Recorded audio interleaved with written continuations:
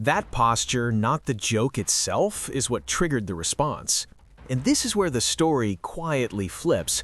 While everyone focused on Aries Spears and 50 Cent, the real subject underneath the moment was Ice Cube's position in today's industry. All right, TMS, first in the morning, as always, with entertainment, and we got to update you on what's going on with the Beckhams. Brooklyn Beckham has made some explosive posts about his family online. This following rumors of a rift between him and his parents, Victoria and David Beckham. Cube is not chasing charts. He is not dominating social media. He is not fighting for relevance. He has become something far more powerful in the long term, a blueprint. Blueprints are respected only as long as the next generation still believes it needs them, and this moment raised a subtle question. Does hip-hop still value its original architects when they are no longer loud? Does cultural memory still exist when algorithms reward controversy more than context? 50 Cent's intervention was not really about defending a person, it was about defending a standard that says some careers are not content, they are infrastructure. It definitely takes a toll on you mentally. How do you guys manage tuning out the noise and just kind of staying true to who you are? Does it bother you ever? It's not the best thing to see people writing, not the nicest of things, but, you know, we have each other, each other's back more than anything. So I think we've just both learned to don't listen. Aries Spears did not really do anything outrageous by comedy standards, but hip-hop does not operate by comedy standards. It operates by lived experience. When those two systems collide, someone usually gets checked. Not canceled, not destroyed, checked. And here's the part nobody's really talking about. What happens if this keeps happening? What happens as more comedians, influencers, and commentators use hip-hop history as material without belonging to the culture that built it? Ice Cube will not always be here. Neither will the generation that remembers what the early industry actually looked like. Eventually, the referees disappear, and when that happens, the rules quietly change. 50 Cent knows that. That is why he keeps inserting himself into moments like this, not because he enjoys conflict, but because he understands how fast cultural memory fades in the content economy. And once it fades, it rarely comes back. So maybe this was never really about Aries Spears. Maybe he was simply the trigger. The real message was for the next wave of commentators, creators, and entertainers who treat hip-hop history like a meme archive instead of a survival story. Because if you can casually play with Ice Cube's name today, then tomorrow you can casually rewrite the culture itself. And that is the part 50 Cent was not willing to let slide. Not loudly, not dramatically, but clearly. You do not play with Ice Cube. And the most interesting question now is not whether Aries responds, it is whether this quiet line in the sand still means anything in an industry that keeps pretending history is optional. For years, the Beckham family sold a flawless image, moving like a locked-in unit that couldn't be touched. But that shine has cracked wide open, and now the fallout is spilling into public view with zero filter and no fake smiles left. The tension sits right in the middle with Brooklyn Beckham, his wife, Nicola Peltz, and her billionaire father, Nelson Peltz. A man insiders say never believed Brooklyn fit anywhere near his daughter. What started as quiet side-eye and stiff vibes behind closed doors has grown into a full-blown family standoff that can't be brushed off anymore. We're talking legal letters flying, carefully worded public statements, and moves that scream strategy instead of love. There are long stretches of silence where warmth used to live, and the damage feels permanent now. Lines got crossed, relationships got stretched thin, and the pretending finally stopped. So the big question keeps coming up. Is Brooklyn really calling his own shots? Or has he been pulled deep into the Peltz orbit with no way back? Because behind the emotional Instagram captions and perfectly staged photos, something way heavier is going on.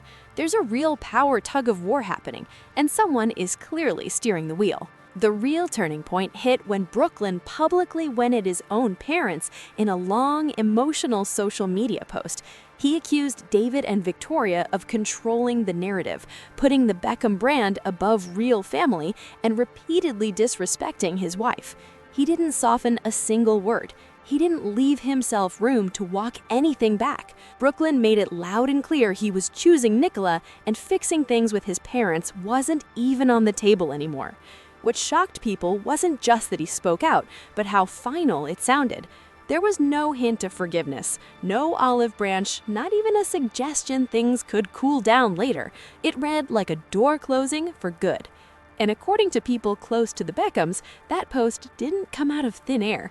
Something serious reportedly went down behind the scenes just days before Brooklyn went public. David and Victoria had hit a breaking point and sent their son a private letter directly to him. No PR buffer, no friends relaying messages, no interviews sending coded signals, just parents trying to reach their son after normal communication completely collapsed. By that point, Brooklyn had allegedly sent a cease and desist notice telling his parents to stop speaking about him and route everything through lawyers. That move shook the whole family. But what cut the deepest was the belief that this wasn't just Brooklyn talking. Sources say the Beckhams felt the legal energy had Nicola's family fingerprints all over it, especially her father, a man known for keeping his circle tight, controlled, and locked down at all times. The letter David and Victoria sent back wasn't cold or hostile at all. Insiders say it was emotional, anxious, and painfully personal. No threats, no pressure tactics, no ultimatums. Just two parents asking their son for one simple thing: proof that he was truly okay. But instead of easing the tension, that letter only pushed Brooklyn even further away. Just days later, Brooklyn dropped his public takedown. He said he was finally standing up for himself and pushed back hard on claims that Nicola was running his life. According to him, that idea was totally wrong. He claimed it was his parents who had controlled his choices for years, something he said he would never allow again. And that's where the public split right down the middle. Brooklyn insists he's finally living life on his own terms, but the moves he's made since distancing himself from the Beckhams tell a very different story. Every step raised fresh questions about who's really calling the shots now. His entire world has shifted into the Peltz lane, and he's fully locked into their rhythm. He moves inside their social circle, lives under their influence, and, according to reports, barely speaks to his parents unless it's through intermediaries. That's why more and more people believe this is way bigger than a family argument. It looks and feels like a real power struggle, and the moment everyone keeps pointing to, the one that supposedly changed everything, was the wedding. More specifically, the now infamous first dance. Brooklyn has claimed his mother stepped into his first dance with Nicola, a moment he described as awkward and humiliating. He says Nicola ran out of the room in tears, completely shaken by what went down.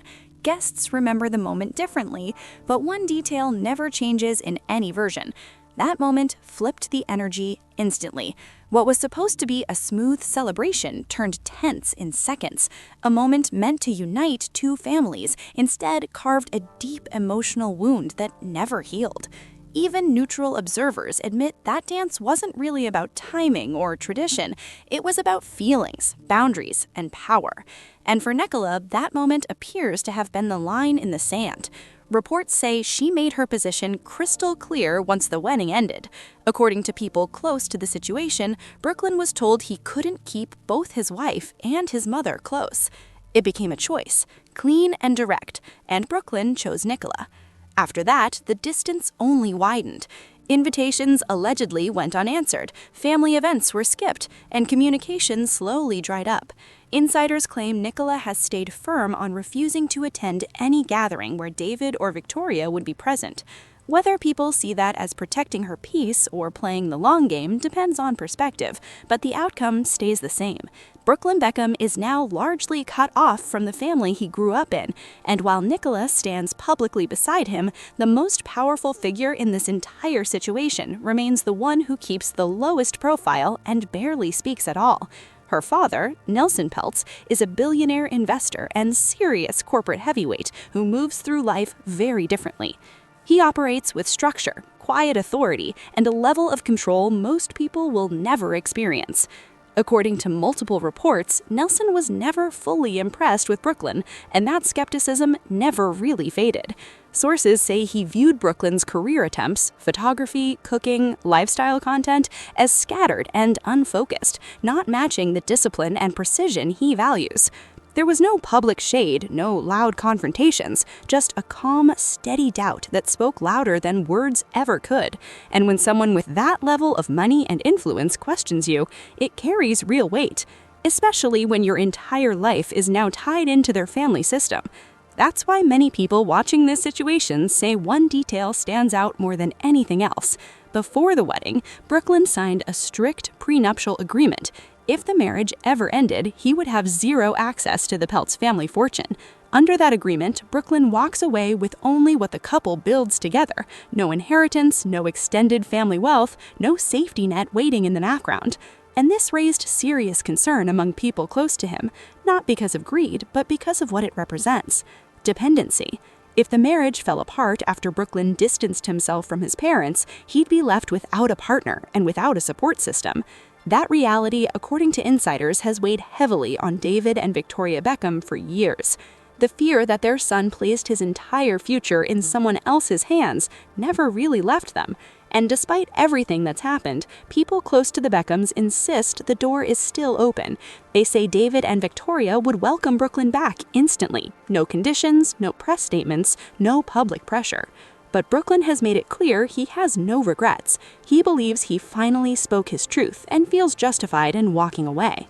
Meanwhile, his siblings continue building their lives, careers moving forward, relationships growing, and their parents supporting them the same way they always have. The family machine keeps rolling, but one piece is clearly missing: Brooklyn. And while he repeats that he's found freedom, people who knew him long before Nicola and long before fame turned life into a battlefield have started speaking up. What they're saying isn't flattering to anyone, and the voice that shocked people the most didn't come from Hollywood or fashion. It came from football. Brooklyn's former youth coach from his time at Queen's Park Rangers stepped forward. He shared sympathy, but not in the way anyone expected. He didn't take sides. He didn't defend David and Victoria, and he didn't hype Brooklyn's decisions either. Instead, he painted an uncomfortable picture. He spoke about a childhood shaped by anxiety, crushing expectations, and emotional distance most kids never face. He explained that Brooklyn had full-time security by age 14, proof that fame and money didn't equal safety or stability. Some moments, he said, felt deeply unsettling. He didn't point fingers directly, but the message was clear. Brooklyn didn't grow up in a normal world. Family discussions that were once emotional shifted into legal territory. They say their son didn't always speak the way he does now.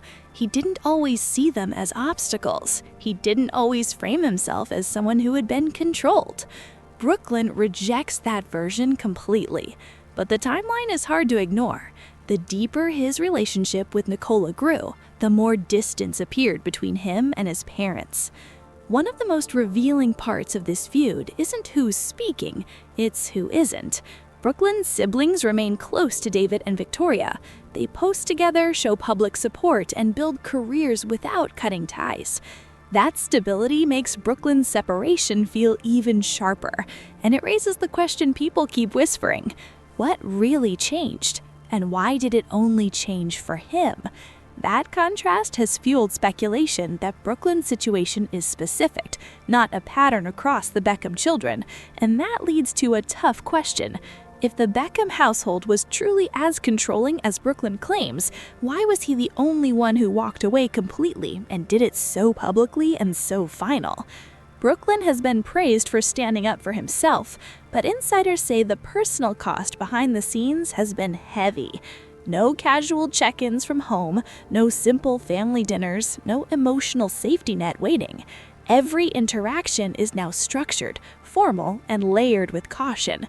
And once a family hits that stage, rebuilding trust becomes a whole different battle. Most celebrity family blow-ups follow the same tired cycle. Something explodes, everyone goes quiet, and eventually there's a reunion photo that smooths it all over. But this situation doesn't play by those rules at all. The roots aren't just emotional, they're structural. This isn't one argument or one bad night. This is two powerful families, two completely different value systems, and one son stuck right in the middle. And the longer this distance drags on, the more permanent it starts to feel, and that's what makes the whole situation hit so heavy. This is about influence, power, pressure, and consequences that don't just disappear with time. And that leads to the biggest question people keep whispering behind the scenes. What happens if Brooklyn ever changes his mind? Walking away feels easy when you believe you're right. Coming back is where it gets complicated. It takes humility, honesty, and accountability on both sides. David and Victoria Beckham are reportedly still open to reconciliation, but insiders say that open door isn't shared by everyone surrounding Brooklyn. If he woke up tomorrow wanting to reconnect, the road wouldn't be smooth, and it definitely wouldn't be guaranteed. And that's where everything starts to feel tense. Would Nicola support a reunion between Brooklyn and his parents? If Brooklyn ever tried to reverse course, would Nicola Peltz even allow that door to open again, or has the line already been drawn with no way back? Right now, the Beckham family appears to be living in two completely different worlds, one moving forward together, connected, steady, and grounded, the other standing apart, distant, and locked into a totally different rhythm. Brooklyn keeps saying he has no regrets. David and Victoria say they'll keep the door open as long as it takes, and Nicola Peltz remains steady at the center of it all, present at every stage of this story. Whether she's protecting her marriage or quietly shaping how the situation is seen depends on who you ask. But one thing is clear, Brooklyn Beckham's life has shifted in a way that may not come with a clean or simple return. If you found this breakdown interesting, hit that like button. It really helps the channel and lets me know you want more deep dives like this.